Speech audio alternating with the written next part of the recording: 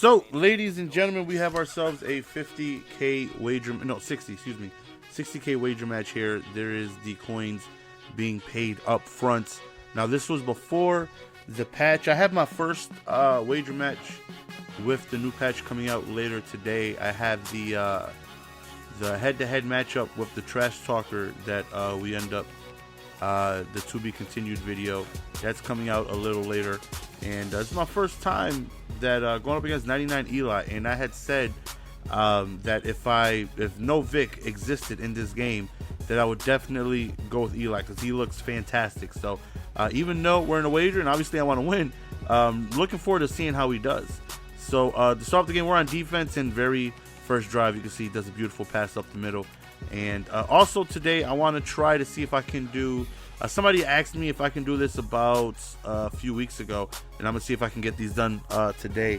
Where he wanted to know if I can do a video showcasing like a team for 100K, basically putting together a team for 100K.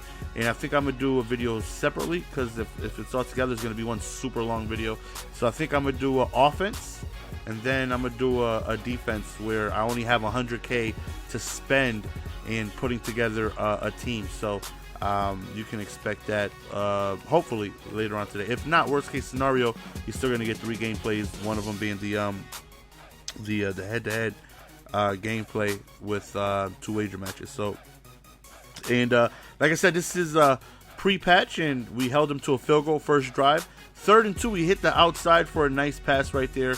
And right here, we end up doing a nice little pass up the seams, but it bounces right off his hands. And that is supposedly something that the patch was supposed to fix. Just this, whenever you try to rack catch, it just doinks right off of their fingers. And just hopefully that's something that was addressed. So right there, I threw the ball out of nervousness. He came screaming. He sent in some heat. 4th and 6, we need a big play, and we do end up getting one right up the seams. Quick little post to Julio Jones, and we do end up allowing ourselves to continue the drive. So we try to run with Marcus Allen. That goes nowhere. This time we go with Lynch, and I'm just not able to get the running game going. I just can't seem to truck anybody. I'm getting demolished. Right here, just nobody open, and he does a great job of clicking on and running towards Vic and stopping me at the last second. So I'm going to go for it, feeling a little risky. Woo! And he ends up missing the tackle, and then we end up diving into that dive. Is so beautiful. I could watch that dive like 9 times. It was so perfectly executed as we dive over the court. Yeah, this seems familiar. If I uploaded this before, I apologize. I don't think I did. But I know there was one wager match left that I did not upload, and this may be it. Hopefully this is it. I don't know. It looks confusing. If I uploaded this already, I don't know. You can probably stop watching. So we're up 7-3, and our game plan here is obviously not to give up any points before the half. And this man Eli so far is throwing dots. He did say after the game that he does have a problem with Eli overthrowing passes, and he does make one throw where he does overthrow pretty significantly, and that's coming up I think some point in the second half. But 4th and 14 right here, we end up forcing a punt. So now we have an opportunity with 2 timeouts to see if we can get in at least field goal range to see if we can get this a full 7-point game. So we decided to roll out, but the post that I wanted, you can see he's manually covering it, and that just comes with watching me and know what type of plays I like to do. And that's why I say playing wager matches on stream is it's not easy, because they already know what I want to do before I do it.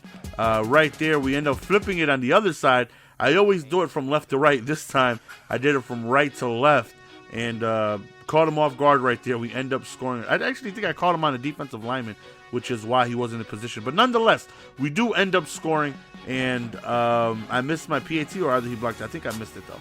But nonetheless, we got a 10-point lead, and we do have boss. So right here, we want to be able to waste as much time as possible. Right here, we roll out, no QB spy. We got plenty of room to run, but we end up throwing across our body, and thankfully, that right there seemed like such a dangerous throw. Thankfully, we were able to get the pass off and not able to throw interception. This is the Marshawn Lynch I am talking about. That is so amazingly good. He's so good when he runs like that. He fumbles way too often. He fumbles so much.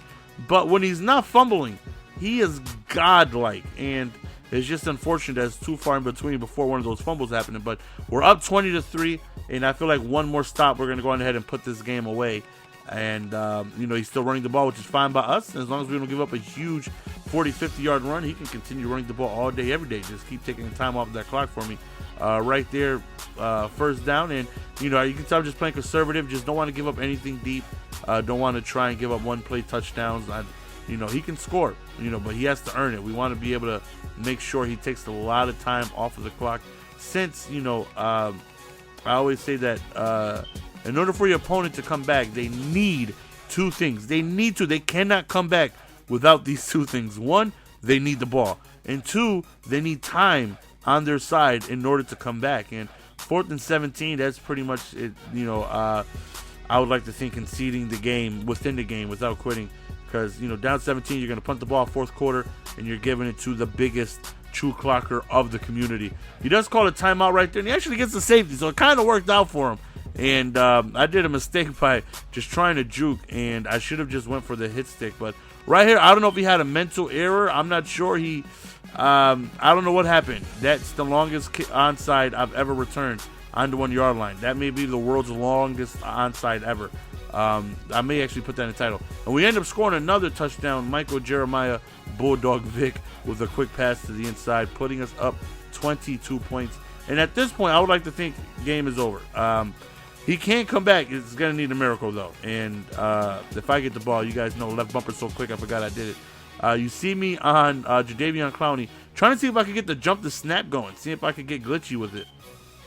But I don't get it. I don't understand. I mean, I did wrap around like pretty quickly and get a sack, but I don't understand the jump to snap chem. I'm not a fan of it. I don't utilize it. I don't know anybody that does utilize it. I don't know. It would have been cool if like, let's say if I do it, then everybody who has jumped the snap, all of them get the perfect snap because it's activated.